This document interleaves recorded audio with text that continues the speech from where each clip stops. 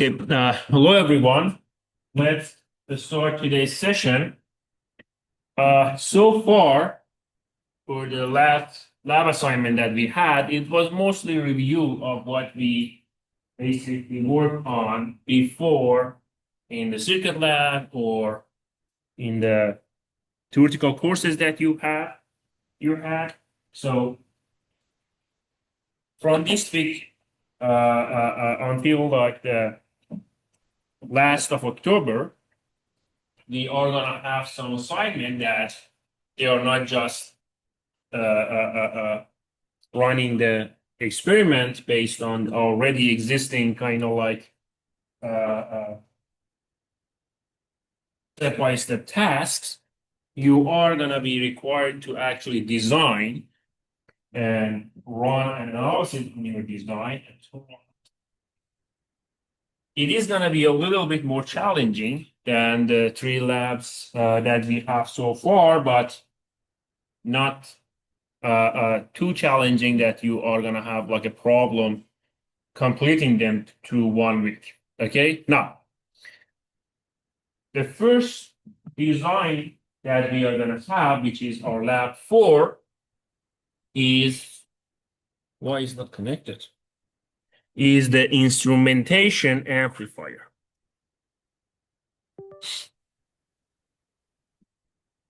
Now, before we start talking about the characteristics, anyone knows what's the instrumentation amplifier is?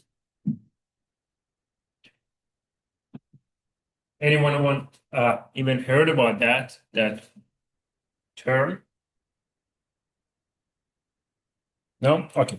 We are gonna go through that in this session. Now, before I start about the characteristics and technical point of the instrumentation amplifier, let's first see what it does for us and what is the general idea of the instrumentation amplifier. Now, when you deal with analog signals, it could be in a measurement system, it could be in a controllers, it could be in analyzers. There are several aspects of that signal that had a potential of creating an error or creating a hard time over the recognition of those signals. One is sometimes like the output of our sensors are too weak. So the output voltage or current based on the type of the sensor, it is too low for your processing units or for your like control system. So they actually cannot pick it up or distinguish it from the noises. Okay, so we need, first of all, to amplify those. Okay, but you might think, okay, we already know how to create an amplifier out of op-amp. So what's the point of having a different type of amplifier in our system? Now, another aspect, we are going to answer that question, but another aspect of measurement signal or control signal is that the accuracy of our processing is very vulnerable to the noises and electromagnetic interferences, especially when we have like a very sensitive application or very critical application, like medical devices, or like very high frequency communication system. Okay, so we also need to deal with noises. Either it could be like a high frequency noises, which are normally like random noises or like white noises in our system, or sometimes because eventually you need to supply your system, you are going to have a power line, and there is going to be electromagnetic interference between your power system and your analog electronic system. So one of the other noises that you are going to deal with is the power frequency noises, power frequency interferences with your signal. So we need to kind of like deal with those problems. But you might, as I said, you might think, okay, for amplifier, we already inverting amplifier or non-inverting amplifier, we wanted to like deal with the noises. We already know how to define or how to design the low pass filter or band pass filter. So why we need an instrumentation op amp or instrumentation amplifier, and what's the point of it? Now, there are some differences, actually some key differences between the instrumentation amplifier and regular op amp, which you are using for amplification, like general amplification or active filters that we so far see. Now, one is the input configuration. When you're using a general amplifier or op amp, you are connecting basically your input between the both terminals of inverting and non-inverting.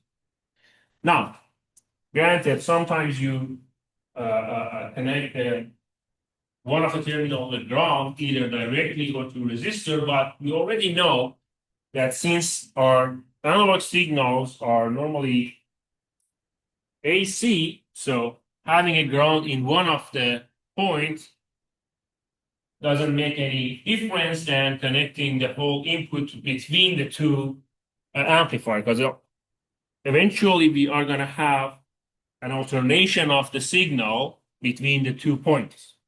Is that clear? So one difference, one key difference is that in general op amp, we directly connect one input into between the two terminals of an op amp.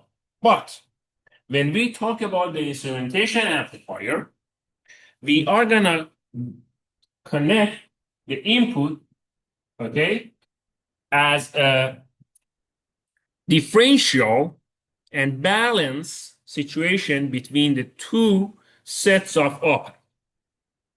Now, how it would help us?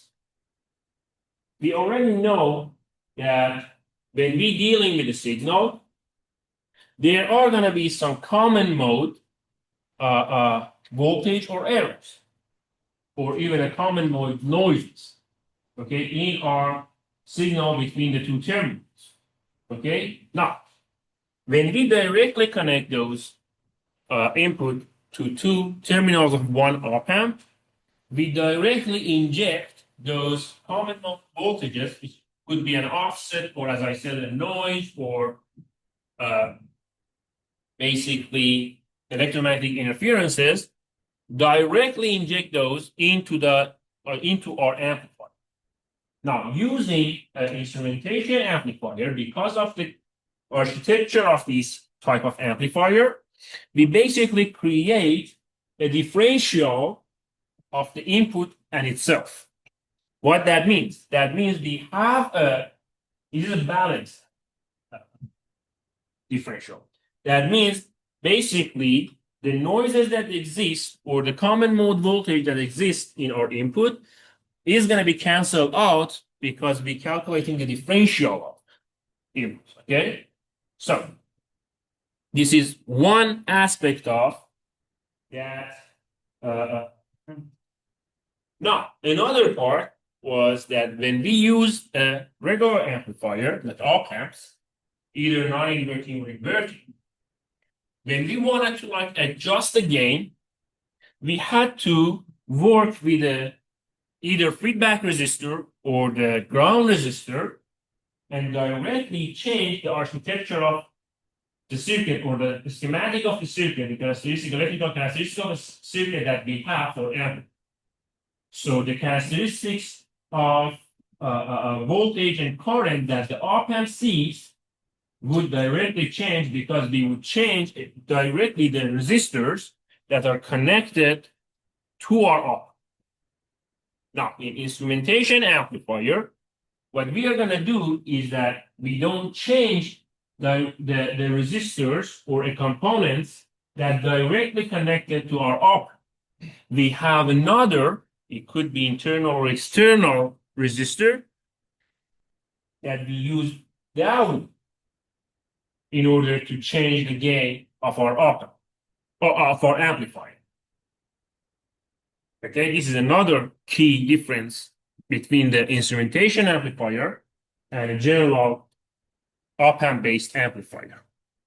Now, we already talked about the common mode rejection, which is a very critical basically aspect, because when we wanted to like work with a high sensitive situation, or we have a high noise to signal ratio, okay, then that one become a very critical kind of like aspect of our amplification or our signal processing. Okay, so we already talked about what it means and how it would how the instrumentation amplifier would actually deal with that. Now, we already somehow talked about the general application of why the instrumentation amplifier, basically why we are using that. But to be precise, there are several key applications. One would be the decomposition. So as we said, our sensors are not always giving us, actually, often they would give us a very poor kind of like signal regarding the, first of all, the strength of a signal, and then the noise and interference over that signal. Okay, so we are going to use the instrumentation amplifier to deal with those problems that we are going to see when we are going to use any type of measurement or sensor in our system.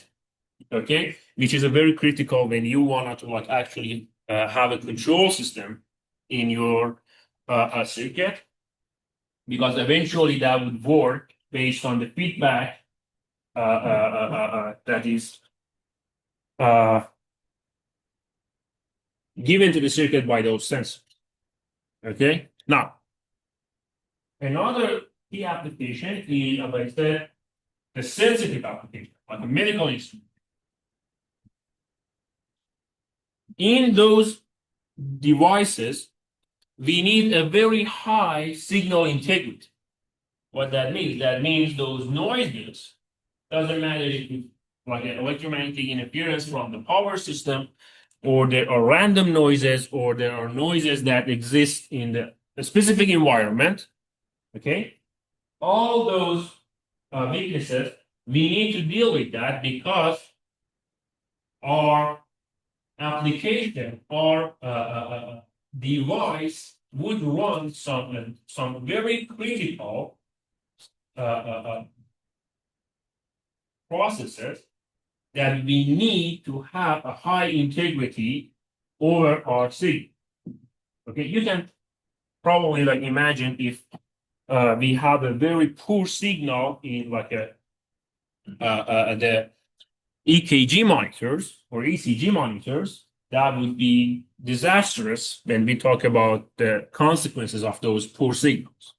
Okay, and as I mentioned, the control system that we are going to have a different type of application. It could be a power system, it could be like a alarm system, it could be motor control, like speed control of the motors. All of them, the performance of our control system is heavily rely on the purity and strength of our feedback, meaning our measurements. Okay.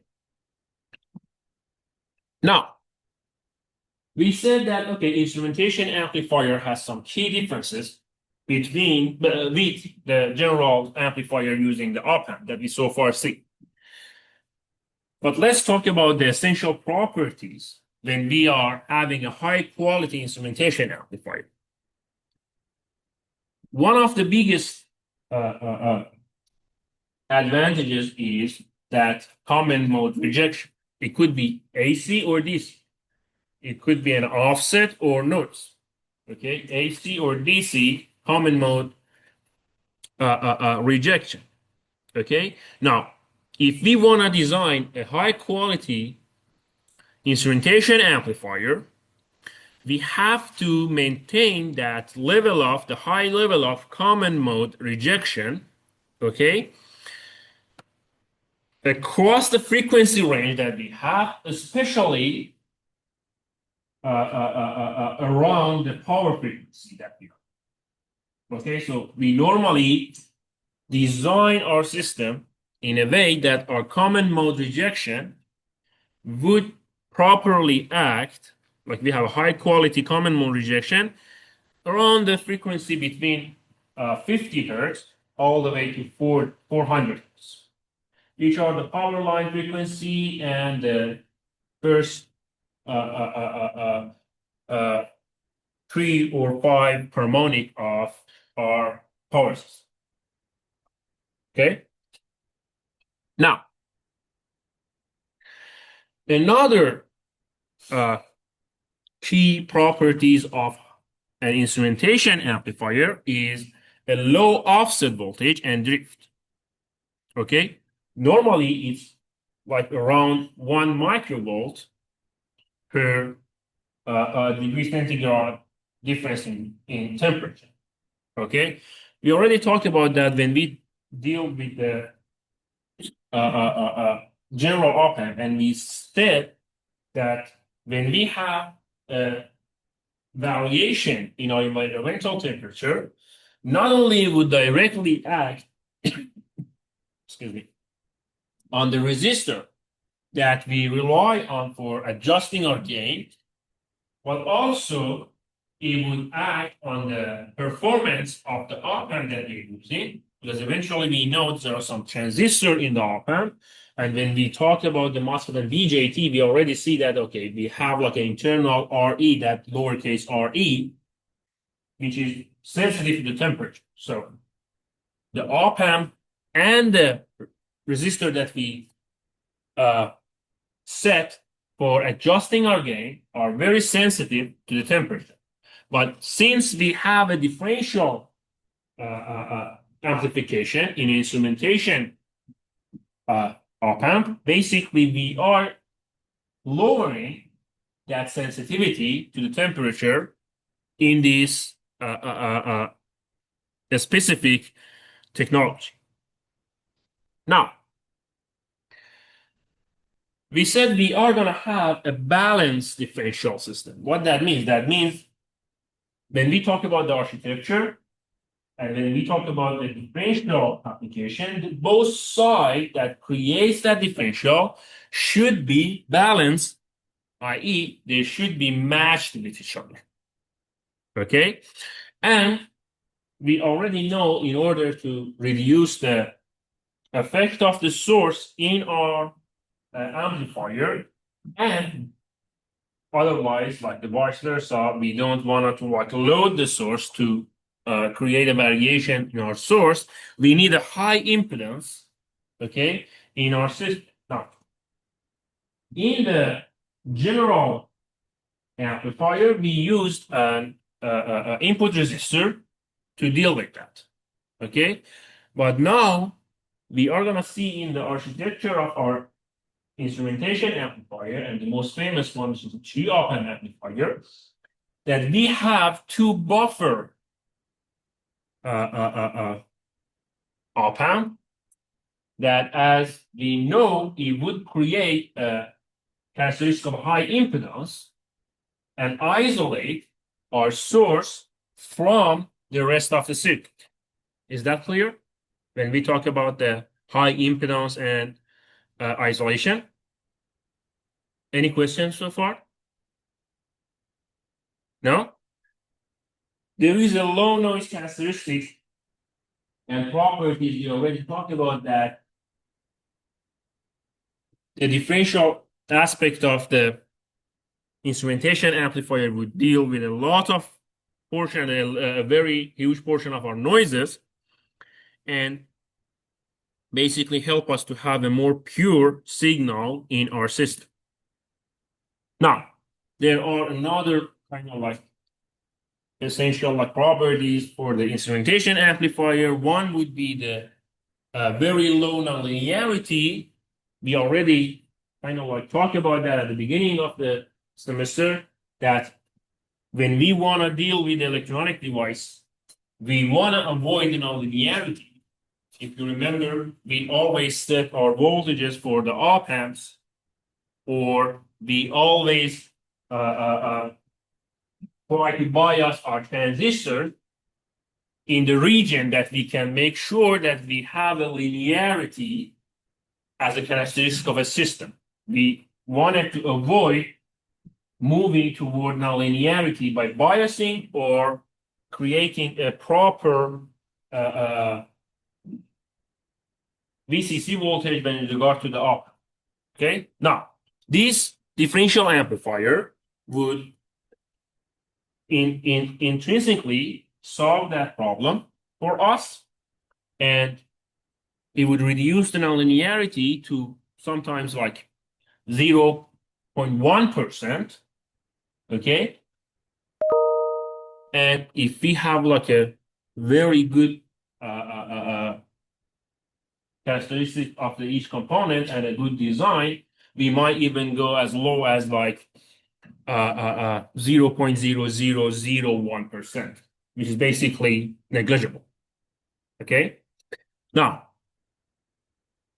we already said in the instrumentation amplifier, we are gonna set our gain with an external kind of like resistor. So we have a very simple gain selection system. Okay. It is another kind of like characteristics or properties of that. They also have a very adequate bandwidth, okay, which is in unity gain bandwidth. We are gonna see in instrumentation amplifier a bandwidth of like 500 kilohertz, even from minimum 500 kilohertz to 4 megahertz, which is very good bandwidth that we want to talk about the applications of these instrumentation amplifier, and it would give us a very good. Now, there is another aspect that I wanted to like talk about in more detail, and it's characteristics that said that we call it rail-to-rail operation. Anyone ever heard of that rail-to-rail situation, or like the concept? If you remember, when we were dealing with the op amps, we said when we set the inputs, we never have to go below zero. Otherwise, we would set our op amp into a nonlinear situation and chop the voltage, the input voltage. Remember that? You probably see that in the lab too. And the maximum voltage that we could have either in input or output of our op amp, we always said that is gonna be the VCC minus 1.5 volts. You remember there was a limitation on how low we could go and how high we could go. So whatever signal that we have, okay, in our input and our output, we need to make sure that we never get near those two values, the minimum and maximum values that we define. Those minimum, like negative and positive, let's say, values are called rates. So when we talk about rail to rail, we talk about the interval between those minimum maximum values that we have to have when we're dealing with the op. Now, what the instrumentation amplifier does, because of, again, that differential characteristics, it would create a much better rail-to-rail situation. So now you don't have that, for example, 1.5 volt lower than VCC limitation. You can go very close to that value of your VCC. That means when you're dealing with like a signals, now you don't need to have like a high VCC in order to drive your amps, okay? And with a very low VCC, like they might even use like a batteries to support the op amps instead of like having like a 12 volt or like 20 volt VCC. You can work with like a 5 volt, you know, or very high if you want to go very high, like 9 volt, VCC. So it would create a better capacity or capability when you want to deal or when you want to set your input output values regarding that limitation that we have for op amp about the minimum and maximum values of the voltage. Are we clear on that? This is basically the rail-to-rail concept. And the instrumentation amplifier significantly increase the capacity or the interval that you would have in your system. Are we good? Any question? Now, I want to add another thing. When you are going to use and you are going to design your system, we are going to see we are going to use both LM324, okay, and LM293 because we need both buffers and compactors. And we are going to see why I'm telling you that. Try to not supply both of those amplifier, okay, with the same source. It would give you a better, because our source is a very kind of, is not that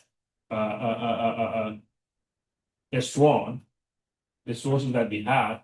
So it's better to use the different channels of a DC source in order to supply the two op amps.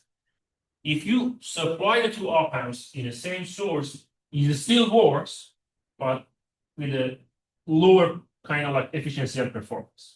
Okay, so it's a better option to use two different sources in our lab assignment.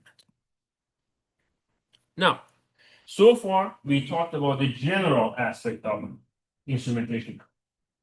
Now we are going to focus on one of the most popular and useful architecture or design that we have for instrumentation amplifier, which calls the 3 op amp amplifier.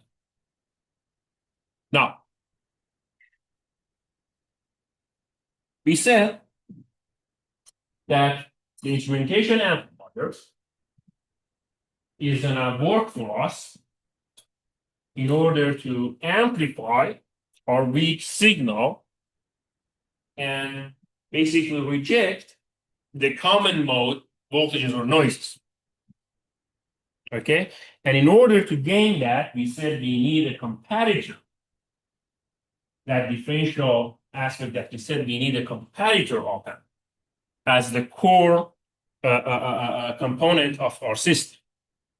So at the core component of our system, we basically, please work with me. We basically have a comparator op amp that does that differential aspect. But we already said there are several sources that could create problem when we talk about the processing the signal. One would be the source itself, the input signal that we have. If you have like a sensor, okay, that's not like a power source, or a generator. It has a very a limited capacity of delivering power. So if you load that sensor, okay, it would significantly deviate the output of that sensor, which means you have a very high error in your processing and output. Is that clear? So what we need is to create an isolation between our processing system and these 3 op amp amplifier, the amplifier that we have, the initial amplification that we have, and the source itself.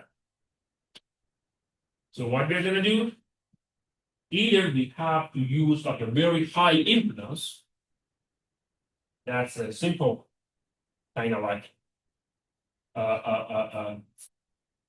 solution. Again, and you want to like have like a low technology, like simple comparator, or a better way is to have a unity gain buffer system. We already talked about the buffer system and what it does. I think the buffer system, because it's an op-amp, it already creates a high impedance isolation between the input and output. And the output of that op-amp is basically the signal that we are going to use to create that differential amplification. Is that clear? So the three op-amp basically means we have one op-amp as a comparator, that LM293 that you are going to use, and two op-amp as a buffer which isolate the source from the rest of the circuit, which you're going to use LM324. Are you good?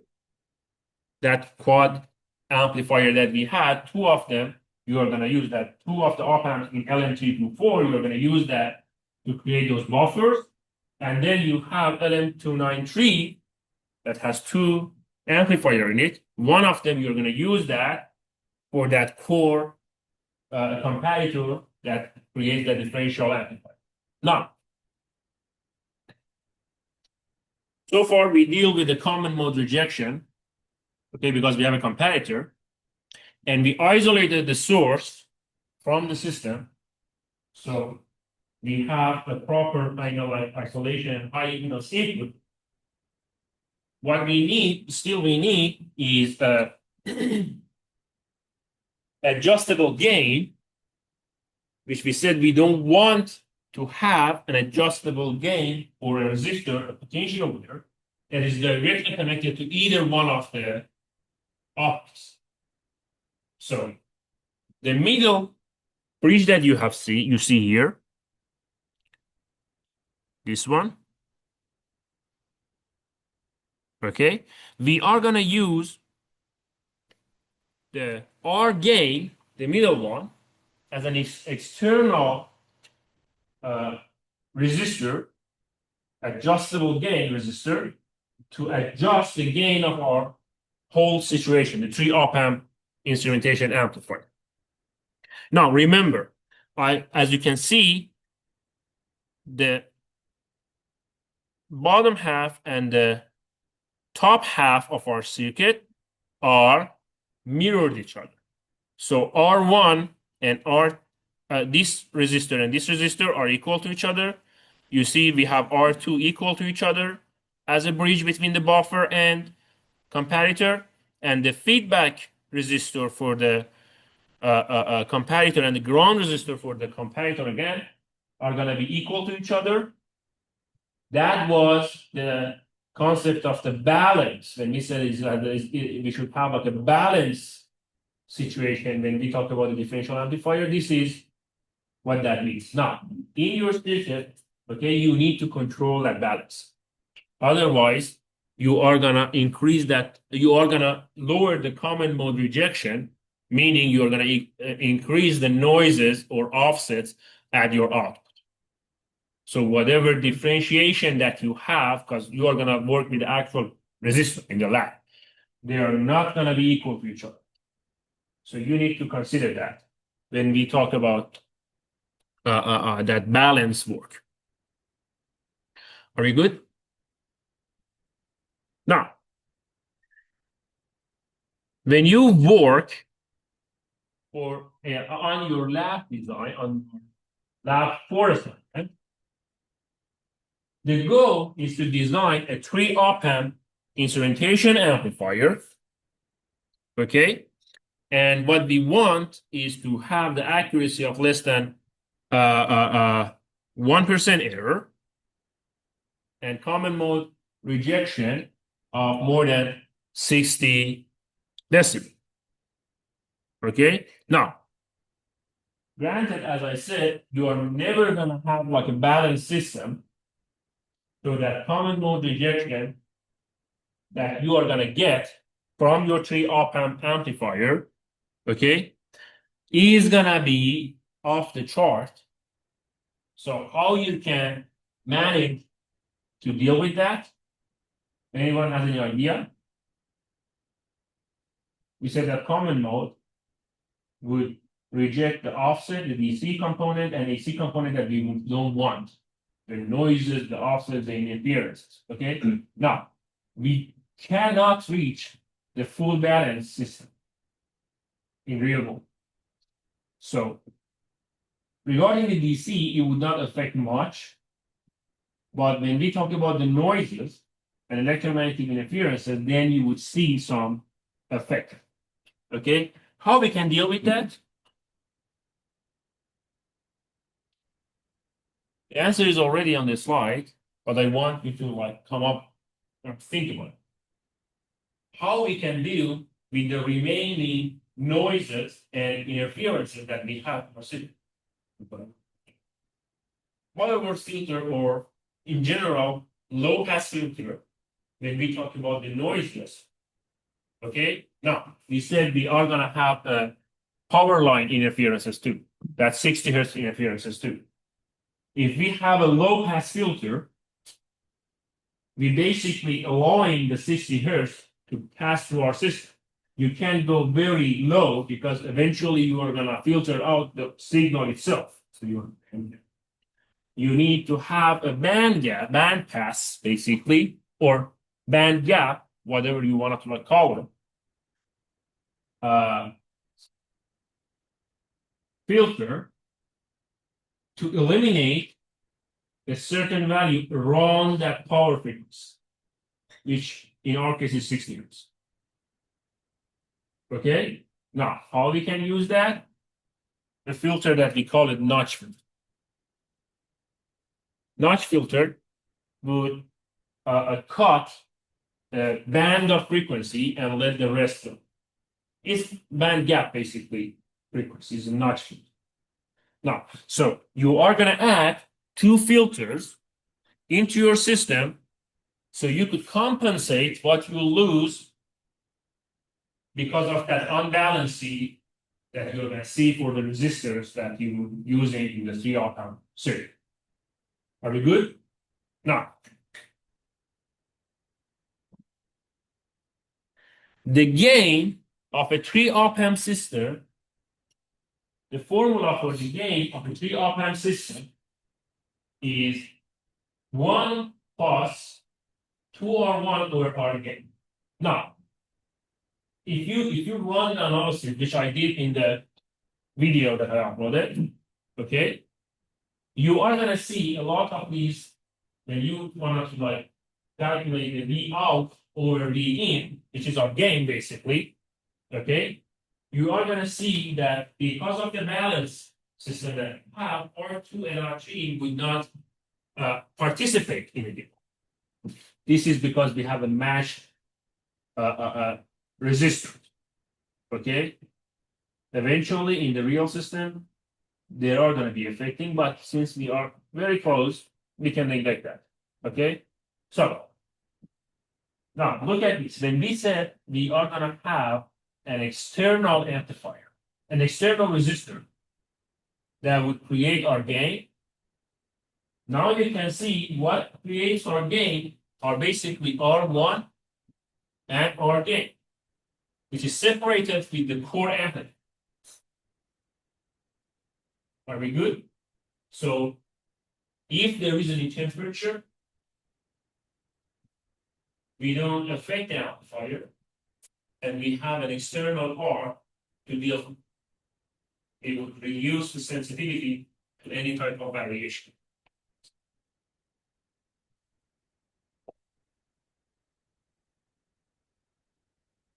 The first two op-amp are basically the buffer that it's very simple. You just need to like connect those op-amp because we don't have any basically design, a specific design for those.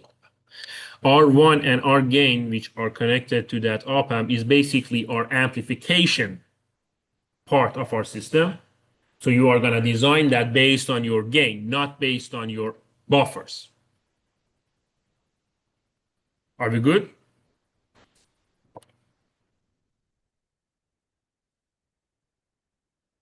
Now,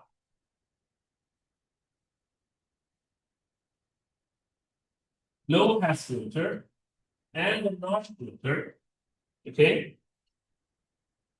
you are gonna see two type of basically schematic. You already know how to work with the low pass filter. It's a simple RC filter that the output is gonna be the voltage across the capacitor. Then you have a low pass filter. Okay. And the only thing that you need to do is to choose a frequency, a cutoff frequency. We already talked about that. We are going to assume a resistor because it's easier. It's more kind of like available, different type of resistor that we have.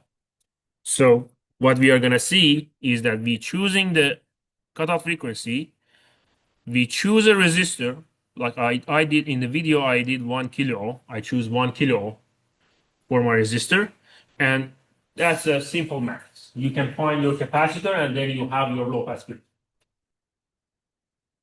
Okay, now when you talk about the notch filter, search on that. There is different type of notch filter. What I suggested in the video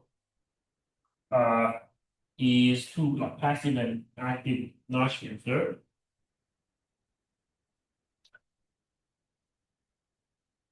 For notch filter, if you have a symmetric design, go to the video. I already put the schematic.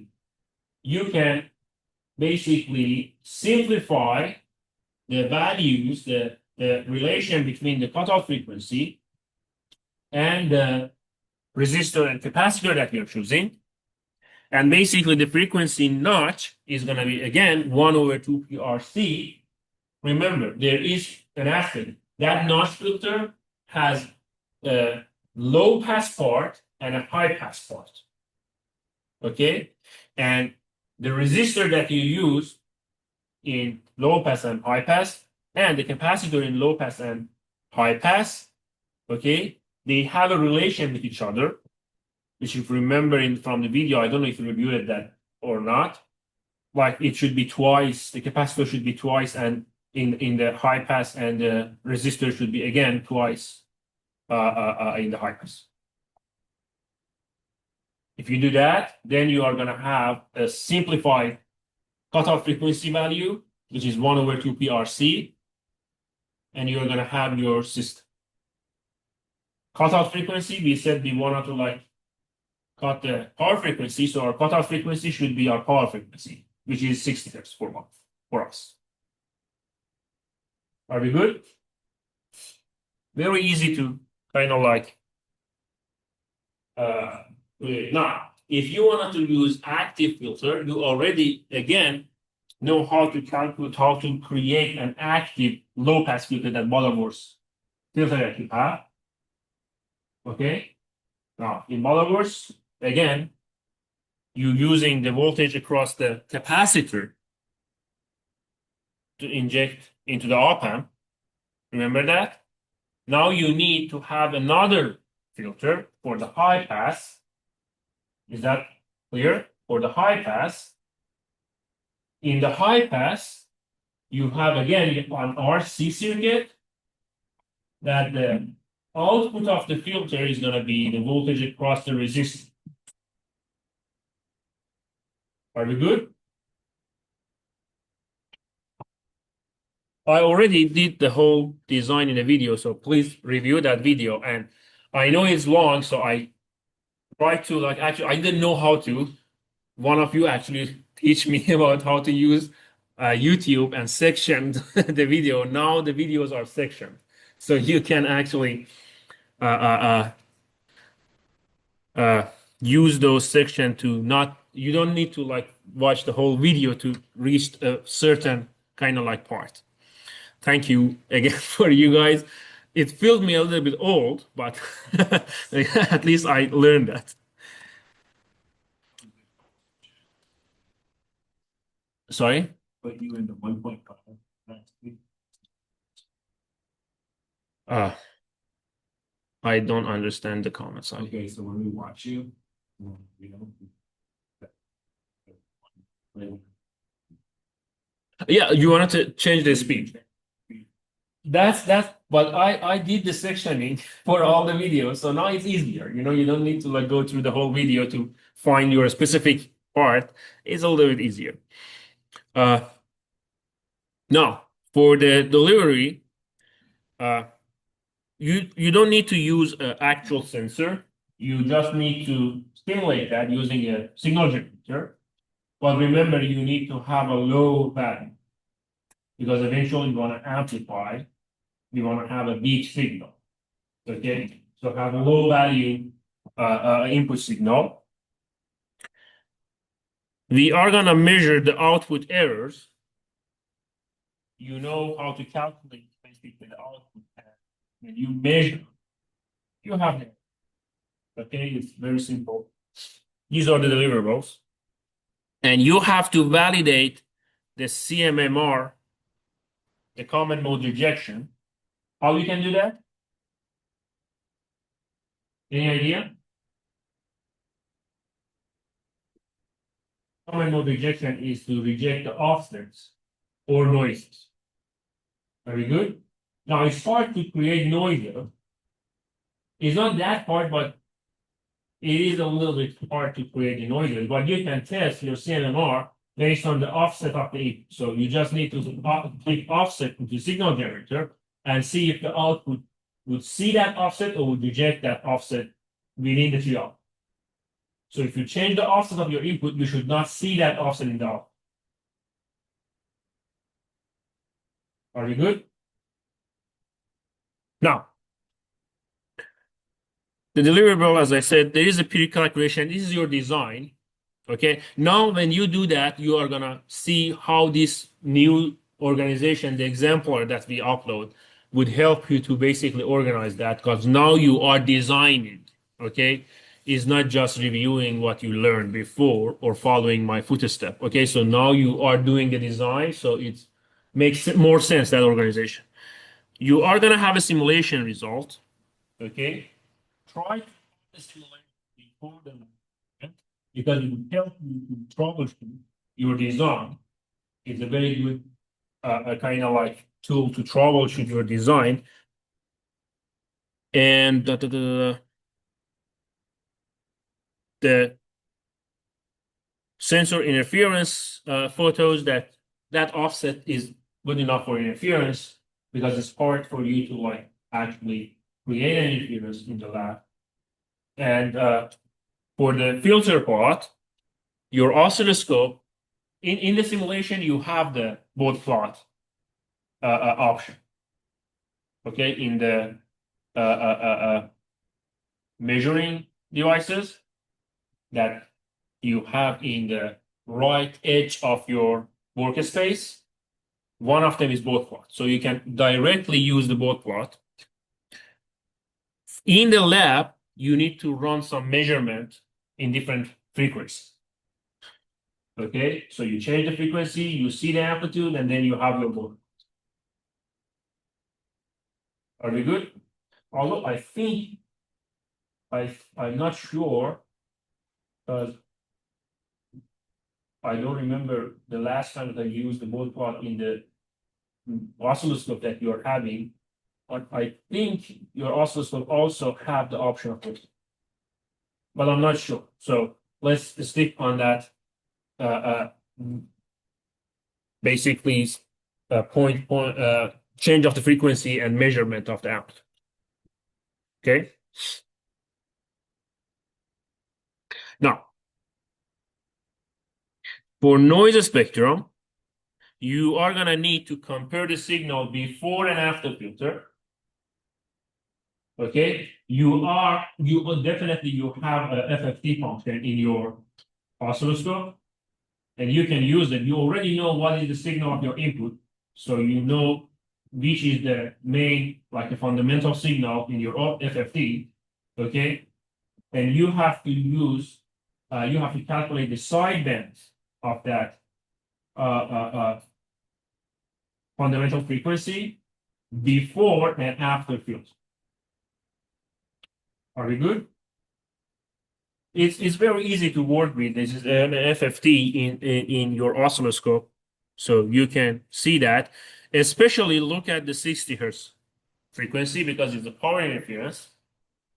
Okay, and we want to eliminate that. So when you run the FFT, look for the 60 hertz and compare that before and after field. Okay, that's it for today. Do you have any question? No? Okay. Before we go, because I received some email, there is a Texas game at the end of the week, but it would not affect our sessions because we don't have any Friday sessions. Okay? So the due time, please pay attention. The due time for this lab assignment is still Sunday. Okay? So try to manage your time. So it would not, that game, if you want to go to the Texas, that would not affect your. Sorry? The lab will still be open Friday if we're still here. Yeah, you have access 24/7 to the lab, so feel free to use that. Okay, so but the TAs are not going to be there. So if you wanted to get any component, attend one of the sessions that the TA are, and then after you have your component, you can use anytime you want to finalize your lab assignment. Okay, if there is no question, then have a good rest of the day.